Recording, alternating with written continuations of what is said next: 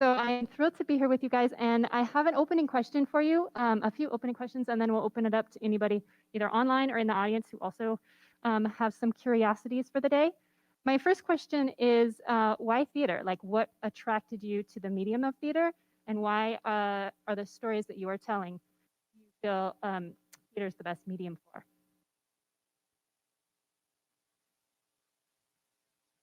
Who wants to go first? No, yeah. So um, live performance for me is just such a visceral and kind of full body experience. And I feel like for my play specifically, I mean, it's not necessarily just about gender dysphoria, but it's just, so much about like, what lives in your body and kind of like where do you want to see your body in the coming years? How do you want it to transform, and how does that transformation affect the way that you interact with your chosen family and with your biological family? Yeah, I think it's just, I live with my body every day as a trans person. And so it's like, I want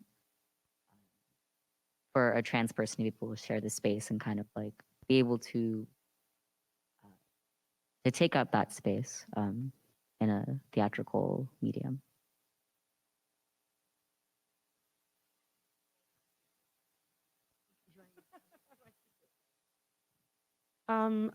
I think theater, it feels.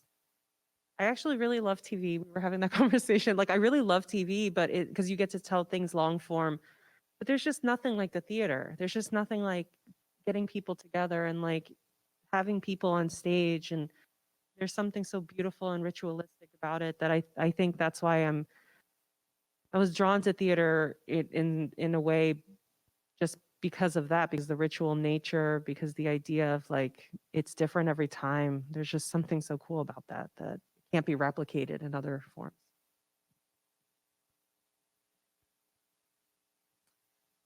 I actually don't know why I'm in the theater.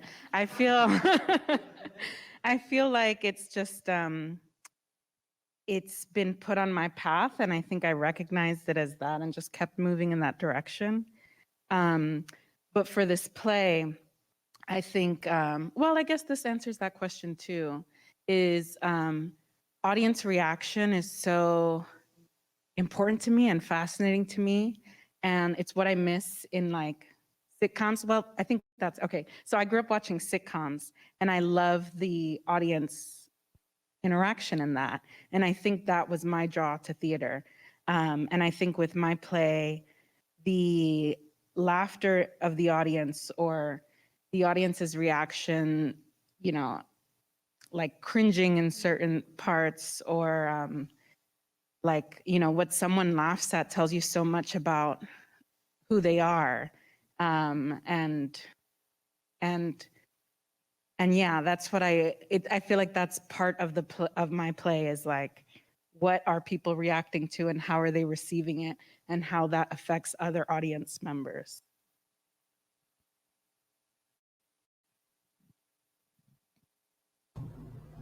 I'm gonna talk and hope that I'm not cutting anyone off. Okay. I love theater because I started as a stage manager, and it was kind of really special to me that every night I'd see the same play over and over again, and somehow it was a different play every night.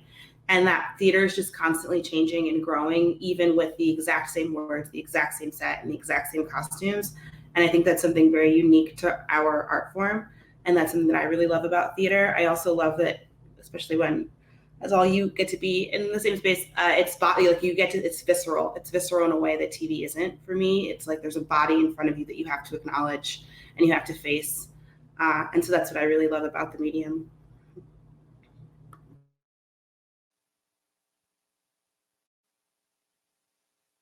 Hello. I appreciate too, just to note that how theatrical to me all the tools of theater. So I recognize that in each piece, and I am super appreciative of that. I just was curious if there is a favorite play. I know you don't have to say one favorite play, but you have many. But if there's a favorite play that you have read either recently or that you'd like to give a shout out to, because this is the kind of community space, right, where we're sharing ideas and trying to uplift. So what are some current, just I'll pick one because so that you don't have to feel like, I know I didn't pick this other play. So just pick one favorite that you'd like to give a shout out to.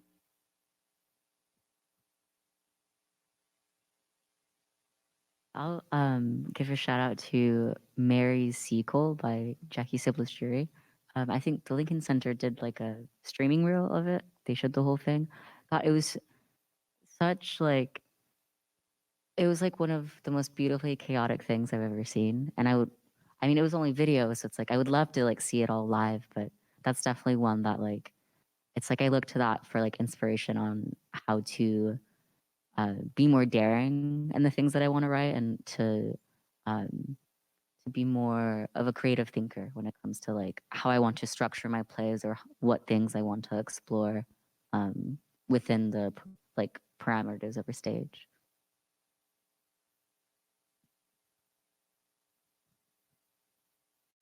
Excuse me.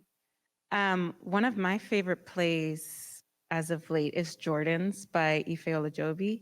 I think the way that she writes dialogue and like how the text, the subtext is the text, and the way she writes, like the way she writes microaggressions is like, it's almost like a macroaggression. Like it's just, it's so like visceral and like, I don't know, it like, it's just, yeah, it gets in your body. It's so good. I'm gonna shout out all of your plays because I spent every like all weekend just being like, these plays are so good. Everyone just wrote amazing plays, and I absolutely loved all of your plays. So I feel compelled to shout out another play because obviously everyone's seen your play. It's one that I was at a reading for, so it's not published, but I think it's going to be, and I'm believing that. And it was called Angel y Chupi by Daniela Gonzalez y Perez. Because I was at a reading for it and it affected me so profoundly because it's about a toxic relationship between an angel and the chupacabra. But it's also like, it's so much about our own internal self-hatred and how that affects our lives and how we can kind of go in and out of that track for our lives. And it was something that I think like was speaking so like I was like weeping watching this play, like, and it was a reading on Zoom. So like, that's how you know, right? So yeah, so that's what I'm gonna shout out. This is always so hard for me because it's like I have so many plays that I always want to talk about. But I will say that I've read every single play by Adrienne Dawes, and if I can recommend all of them, I recommend all of them. If you can only read one, I would suggest Dupe by Adrienne Dawes. She's an Afro-Latinx playwright who is amazing. And then I also want to shout out Blood Quinces by Krista Gonzalez, which is also another phenomenal play. And also, again, like every single play from that was in this weekend as well.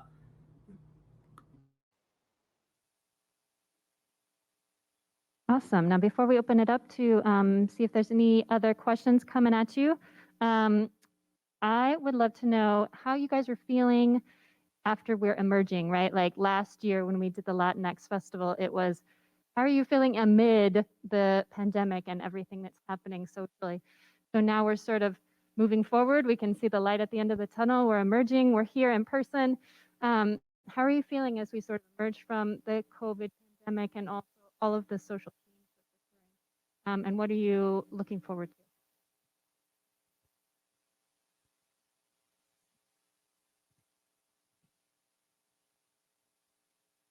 I guess I'll go. It's a mixed bag, right? Because I think this has been so lovely and so necessary to be here this weekend and to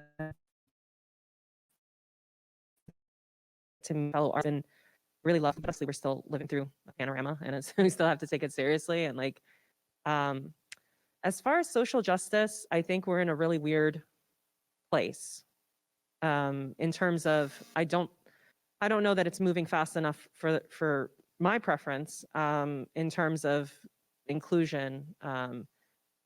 And it's one of those things where I've had to kind of take a step back and try to make the change that I can. And what I can do is write plays for specifically women of color. So that's what I do because that's what I have the bandwidth to do. I wish I had more bandwidth to, be able to, rage against the machine and all that. But I don't think that the social justice stuff is happening fast enough. I don't think that we're protecting the most vulnerable in our society. And, obviously it affects me, to some degree, that it's not happening enough in the theater, but like, more importantly, I think that the society that I envision, the best society is the one in which we protect the most vulnerable in our society. And when we do that, we're taking care of everyone.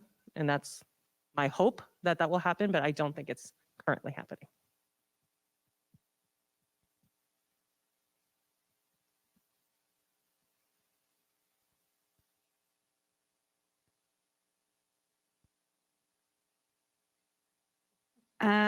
I feel overwhelmed. I feel like I've been in my house for so long, and I am also like, I'm asthmatic, so I'm like super afraid of this pandemic. And I just feel like it's so much at once, and like I've been missing the community aspect of theater, but I'm also very, very overwhelmed and wondering like how to ease my way back into this like middle ground that we're in. And I don't know what that looks like or how to do it yet, but that's where I am. Yeah, I feel similarly, just like I'm excited to be here in person. At the same time, it's I feel like still so much um in communities that I belong to, in the places that I come from, where I'm like, oh, there's a lot that is feeling that's like it's going wrong, or feeling like still a little like um again, like it's like stuck in this like liminal space of like, well, now I don't have to be in my house all the time, but also like, do I want to be around a lot of people at once? Do I want to like put myself possibly at risk while I do that? So I think it's hard to have all of these like different needs that you see in your community, and to want to help, and to want to participate in mutual aid, to like participate in community work, and still feel this like pandemic, these like health concerns kind of follow you as like you try and push forward to do all of that work.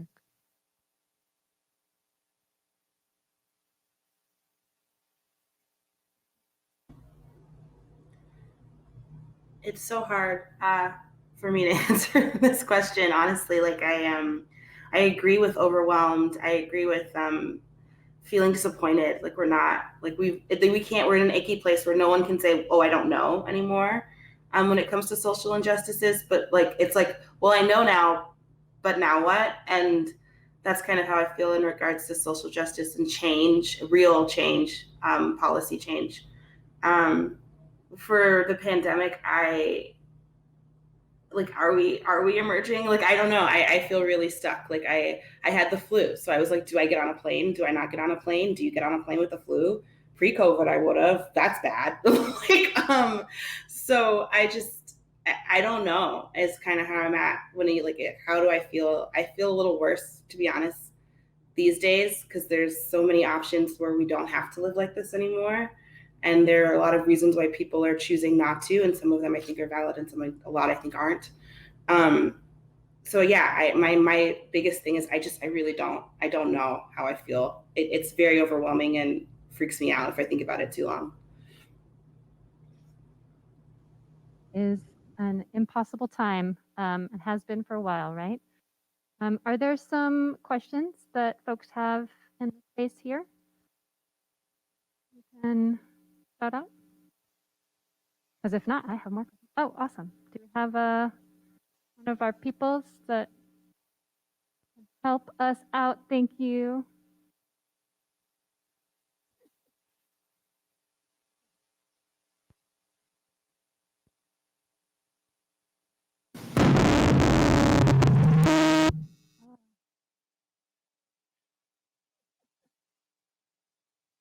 Yeah, exactly. It's all your fault.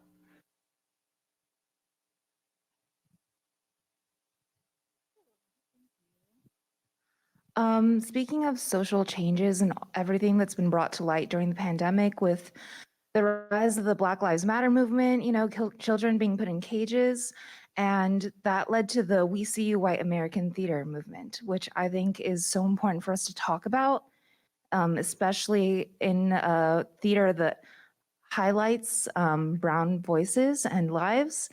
So what are your thoughts on the We See You White American Theater movement? Do you have any actionable steps that you recommend for theaters to take? Just your personal views on it, how you feel about white theater basically, and being a brown voice in this space.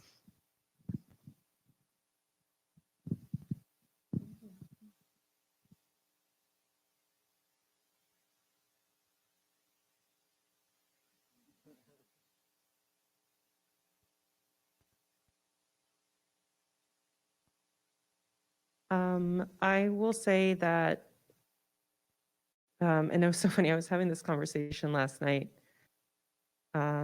where I feel like a lot of times showing up and like, I'm here, you're welcome. I showed up, I lived another day.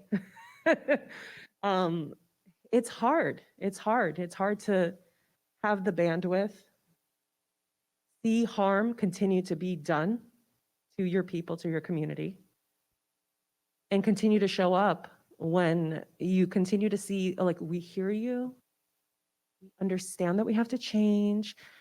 I literally sat during like an anti-racism training in my community where somebody literally was like, you guys just have to be patient.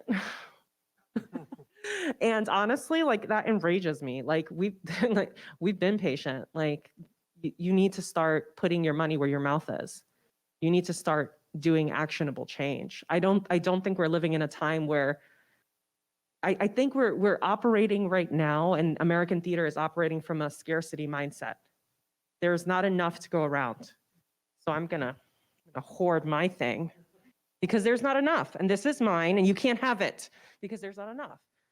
And that drives me crazy because that's a lie. It's a lie based in capitalism. This is where I get very like intense, but it's a lie based in capitalism. Scarcity is something that's created so that we can make capitalism work.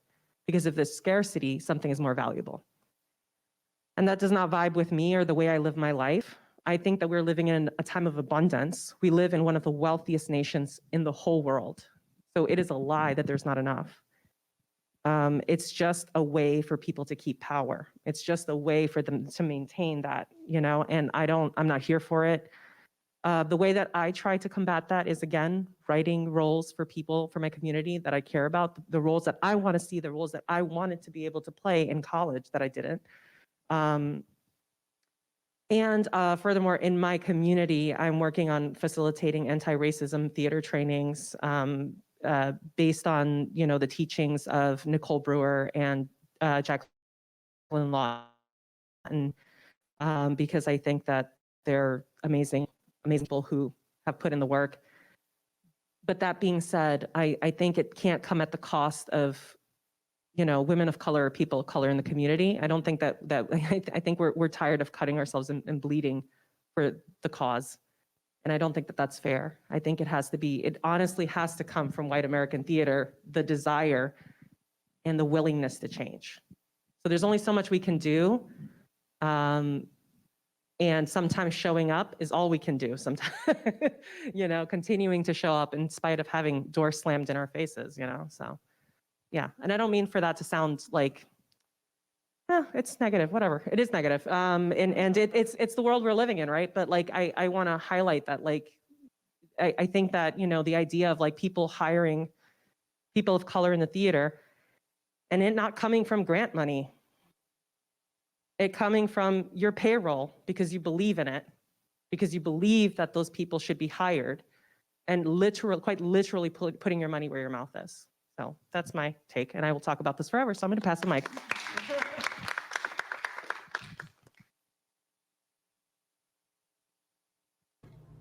To add to that, first of all, that's brilliant, and I kind of wish I was there in person so we could talk about this a ton. I think that we have given action plan after action plan after action plan at this point, and at this point, it's just do it or stop pretending like you're going to do it. I've seen so many statements pop up on websites where it's like Black Lives Matter statements, and then those are the same places I experienced microaggressions, and they're never ever dealt with. And so to me personally, my radical idea is that we need to change the nonprofit structure because it supports capitalism. The way that a board is set up is really problematic. We really need to dismantle boards, and we need to empower the artist. Those are the biggest action steps I think we can take. And we need to start creating policies where if someone does experience harm, there are real and actualized consequences. Those are the two biggest things I think we can do. Within my own work, I very much so, you cannot find a straight white man in my plays. They don't exist. And until I feel like there's just an overflooding of queer women of color, I'm never going to stop writing plays like this. So that's what I'm doing personally. But I also just think that like I shouldn't have to be in the queer category. I'm not saying that I'm definitely not in this festival, and thank you so much. But usually it's like, who's the Black play in February? Who's the Latin play in September? We've got to stop that structural imbalance too. It'd be nice to have a season full of not a single white playwright, because we've had so many seasons of just white playwrights. And so that's a lot of things. And I also could talk about this forever. So I will now mute myself and share the floor.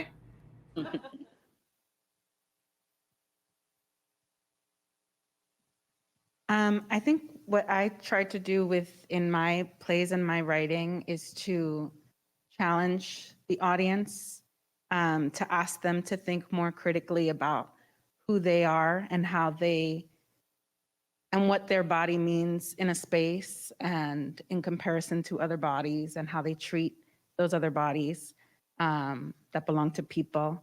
And I think that's what's been so frustrating for me with theater specifically, is how many institutions are just placating their audiences and not asking them to think more and just to challenge them.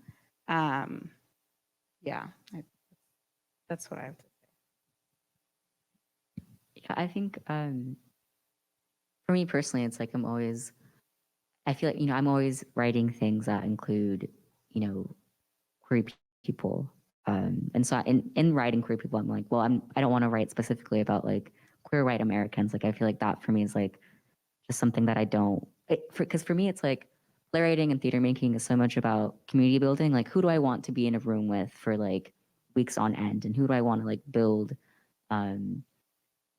what's the word? Who do I want to build resilience and kind of solidarity with in that? And like, how can we then like take this like story making that we're doing and apply that to like other facets of our life? And I feel like that's maybe like where theater is like a little self-involved and like kind of like not thinking beyond the scope of like this like particular institution or space, but it's like, how do you like then think about the community around you, and how do you think about the people in the city that you're in?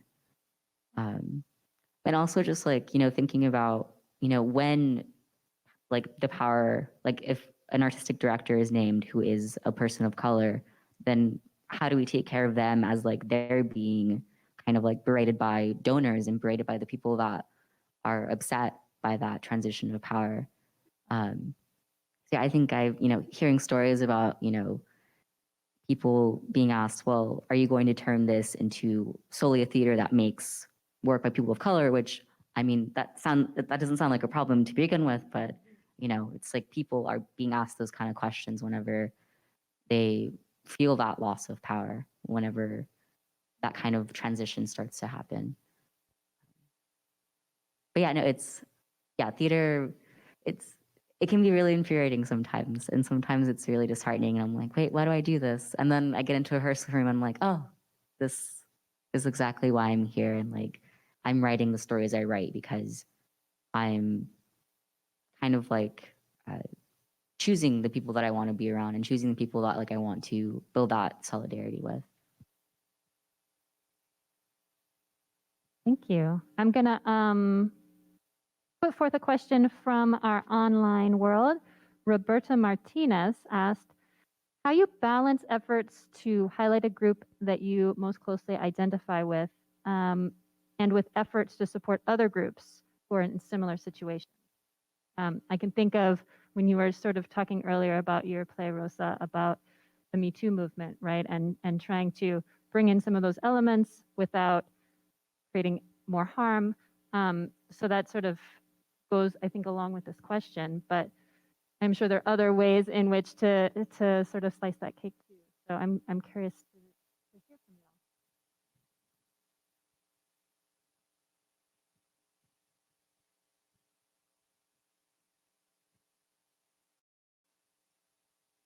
Could you repeat the question? Sure, sorry. How you balance efforts to highlight a group with which you identify closely with efforts to support other groups who are in similar situations.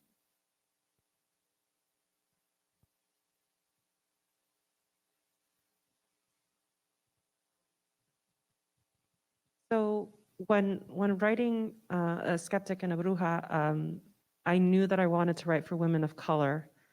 And what was really lovely when I was working with Urbanite, the dramaturg, you know, I was really lucky that they chose specifically a Black woman to be the dramaturg in that one, because I felt like I needed to hear, you know, sort of what my role was in that, in, you know, wanting to write for women of color, but knowing that a Black woman's story is not my story to tell, you know, and allowing that to be, you know, while I want to write and I want to see Black women in my plays, I know that like certain stories are just not mine to write, right? And it was really lovely to have a dramaturg that could tell me like, let's focus on this and not this, not the issue of identity or not the issue of,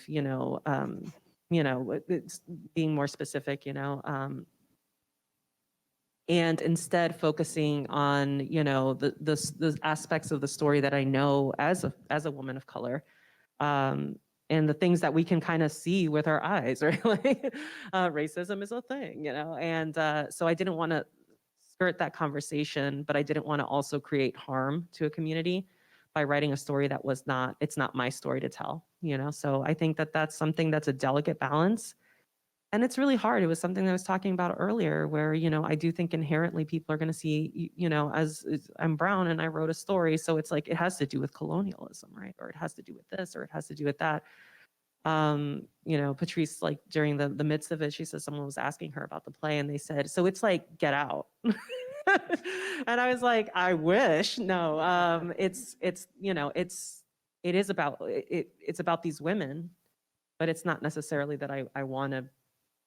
I don't know. It's hard. It's hard because I feel like it's hard to just want to write a story. Like my next play is just a sci-fi. Like I just want to write a sci-fi.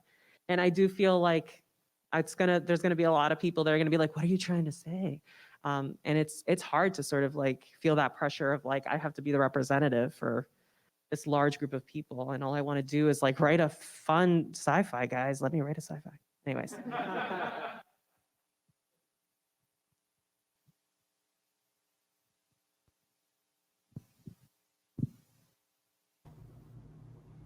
I feel like for me, I really liked what Lily said of just making sure you have the right people in the room. That when I write, I try to make sure that I have the people that I need in the room, especially because like I think about a lot, and I think about it more and more every day is in Black Mexican, there's a character who's Dominican Haitian. And like while I am Latinx, I am not Dominican. And our cultures are wildly different, right? We have like very, very different cultures. And so I think even within like what the US puts as an umbrella group, we still need to make sure that we have the right people. So I was really fortunate that the very first reading we had many Dominicans in the room. And sometimes you just kind of have to leave your ego at the door and know that if you're going to tell the most authentic story, you have to listen to people outside of yourself. And that's really what I think what it comes down to. And playwriting is meant to be collaborative, and that's part of our art form. And that's why I love working with actors.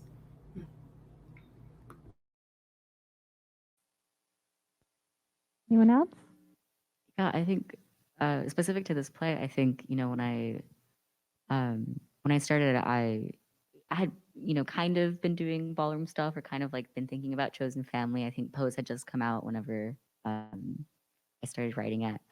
But, you know, I wanted to reach out to people who were, you know, when I first started writing this play, who were familiar with ballroom more than I was, because I think, you know, I'm not a Black or brown person who lived in New York during that time or like have the most experience in that scene. But I wanted to kind of build those like relationships with people who had more of that firsthand experience, being in that community and kind of the way that they build their families uh, within that kind of, I don't want to call within that community within, you know, the queer community, queer and trans community.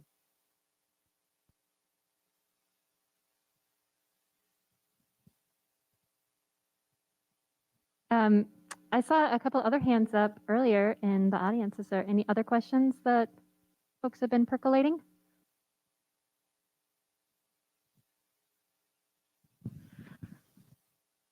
Is there anything you anticipate taking from this festival experience out into the world beyond this festival?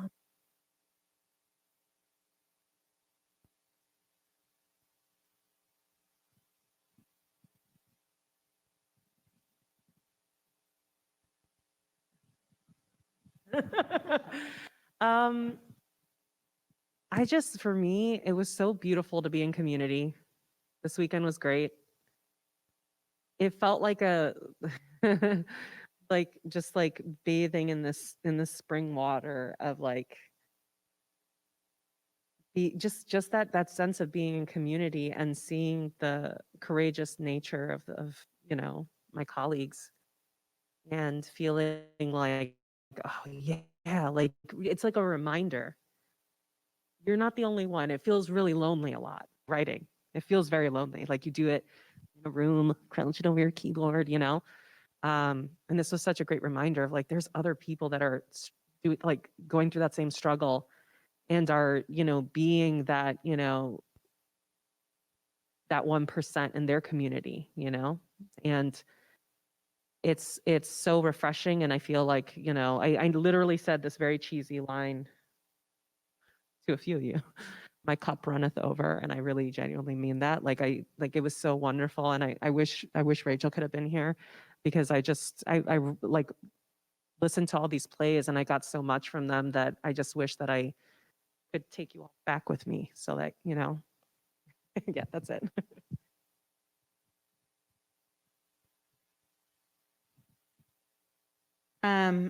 I think what I've been thinking a lot about this weekend is like this weekend just felt so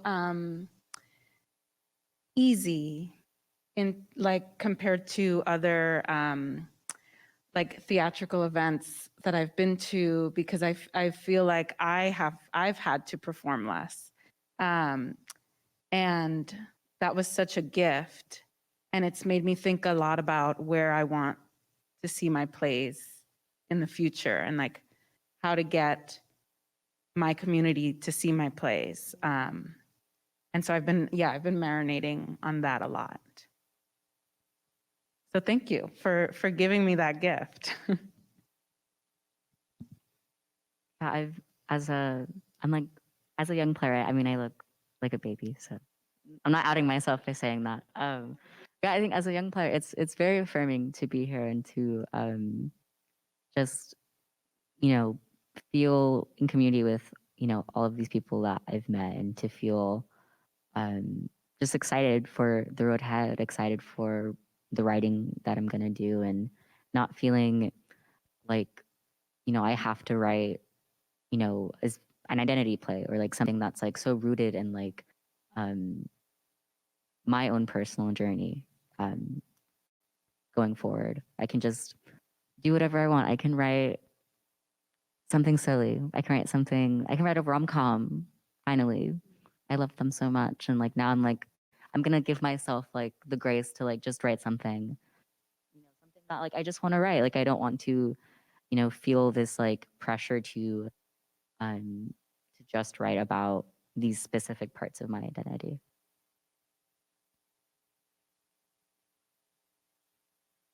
Rachel, do you want to add anything? Yeah, I just want to say that this has been a really special process for me, and I felt really, I really liked I didn't have to perform, and I that really resonates with me, is that I got to just be myself, and I got to just talk about my identity, as complicated as it is, very honestly. And I've heard this play a couple of times, but I think there's something really special about knowing that this is the first time I wanted to add something, like adding those 2 new scenes, knowing that this play is better because of it. That it's really important. And so this has been a really fantastic experience for me too. I am super excited to hear you guys talk about thinking out of the box and writing out of the box, right? Of that people are trying to put you in, like you're this playwright, so you have to write this thing and blow it up. That's what I say, just blow up the box. Wanted to bring you a question from Natalie Sanchez, who wants to celebrate you all, as we all do. What is something that you are proud of right now? It can be either artistic or not artistic, but something that's joyful that you're proud of.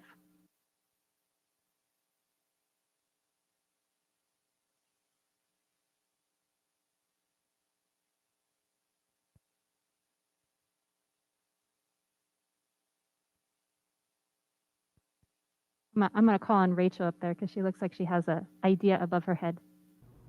I'm just laughing that when you ask playwrights something that they're proud of, we're like, ugh, we have to be proud of things. I'm just more laughing about it. Like we know that we all know there are things we're very proud of, but like when we're asked, it's like, but I will say I am proud of the actors and the director and our team, and coming together and figuring out how to make a virtual space work, and figuring out things last minute as they happened. Like I said, like this has really been a very seamless, amazing, and I'm just really proud of everyone I got to work with.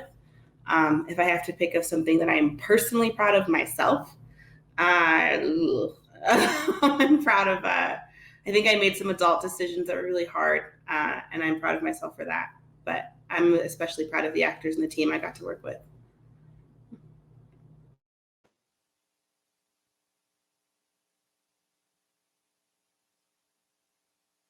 Yeah, similarly, I'm just like so proud of just like the commitment from the actors. I think it was so, I mean, the team was talking about it, people who were here, just like it was so weird to see how funny the play was, or just like how like lively it was. I was like, wait, wow, like this like computer screen has like made me feel so like limited or so self-conscious about my words. I was like, wait, is this even a good play? And then I saw it like here and I was like, wait, yeah, this is so funny. Like I didn't know how much I enjoyed it until I saw it in a room in this way.